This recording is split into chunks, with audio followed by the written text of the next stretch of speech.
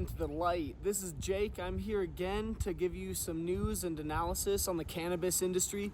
And now going into 2020, we're watching what's going on in CBD markets, and we're watching what's going on with the legal cannabis in Canada and in the US, where a lot more states have legalized recreational and medical cannabis, and where CBD is now starting to take off with Bill HR 5587, a bill that's going to regulate cannabis in the way that dietary supplements are regulated instead of in the way that pharmaceuticals are regulated.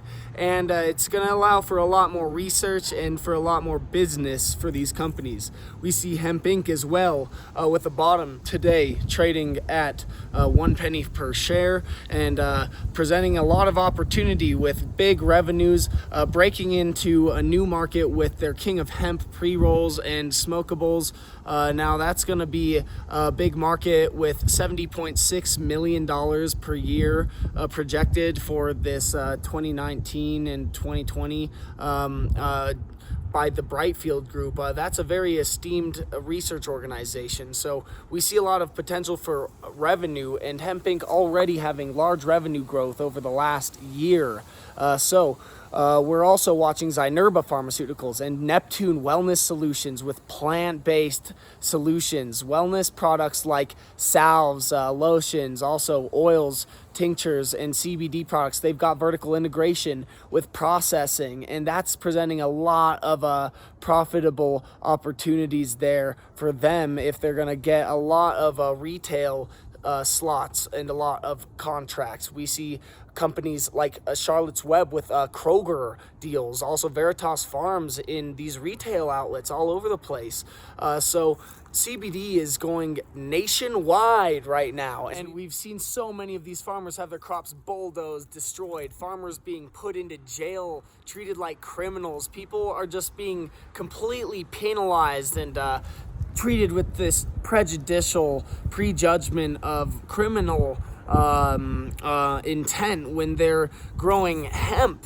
Now we may see a softening of the stance on THC in this year as well. There's a lot of possibility with the MORE Act. We will probably see this softening stance in the form of decriminalization nationwide, which would change policing priorities, and it would allow for states to regulate the products retail themselves. But this would also probably allow for a precedent to release a lot of people from prison. This would be a great thing if people could get out of prison, if we could rehabilitate more people instead of putting people in prison. Now, we're also watching Aurora Cannabis, thinking that this may have shown a bottom there as it fell to about $1.50 a share US. We've seen the bears really take hold and claw at Aurora Cannabis, bringing it way on down. But watching it recover now, bit of the last month of losses, Aurora Cannabis might present a buying opportunity, says the big bull on Wall Street, Vivian Azer. She's been a bull for Aurora Cannabis for as long as I've been covering the stock, watching the stock go up and down. She's got a new price target there at about $4.61 a share. She does not agree with the $0 or $1 price target. She's looking at Cannabis 2.0. So is the Cohen analyst who's looking at this as a buying opportunity. Now, we see that reported in Barron's, but the Robinhood market is really where we can see rapid price swings with Aurora Cannabis, as a lot of millennials and new investors are going to get a hold of this stock again. They may have been causing some of the selling, but they're just as likely to cause buying, and we may see some kind of a short squeeze action here in the cannabis sector, as we're seeing other companies like CannTrust forming a bottom above $1 per share. Now that's pretty big stuff, and we're also seeing huge things in the stock market. Dow over 29,000, on its way to 30,000. We're seeing a trade deal as well with China. Phase 1, just $40 billion in ag goods, but a phase 2 deal would yield the US and China tariffs coming down, and that's what we really need.